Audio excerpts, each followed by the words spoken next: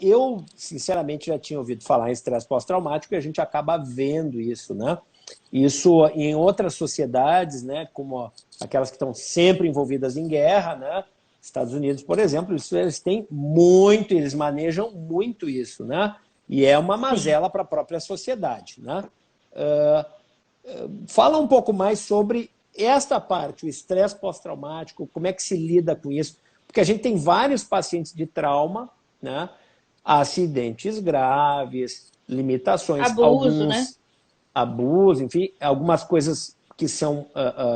até a pessoa consegue se recuperar, às vezes, depois de um acidente, e às vezes não consegue se recuperar após um acidente. Por exemplo, um trauma raquimedular, em que a pessoa fica paraplégica ou tetraplégica, né? Então, me conta um pouco dessa característica do estresse. O que é o estresse traumático, pós-traumático? Quais são as suas características? Como é que é? O estresse pós-traumático ele é uma condição que vai se desenvolver depois desse trauma, então. E Uhum.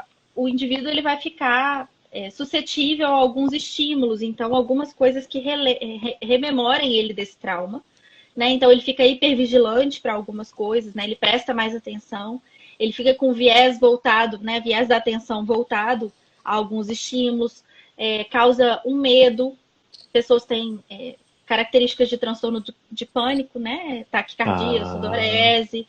E, e você perguntou como é que a gente trata isso, né? Qual que é a evidência que a gente tem de tratamento psicológico? A gente vai trabalhar para trabalhar nessas memórias desse trauma para reconfigurá-las. Então, a gente vai reviver esse trauma do ponto de vista cognitivo, com técnicas de visualização.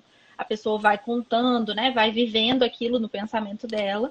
E a gente vai ressignificando e reconstruindo essas cognições aí. e é importante retomar os eventos desse trauma, então, por exemplo.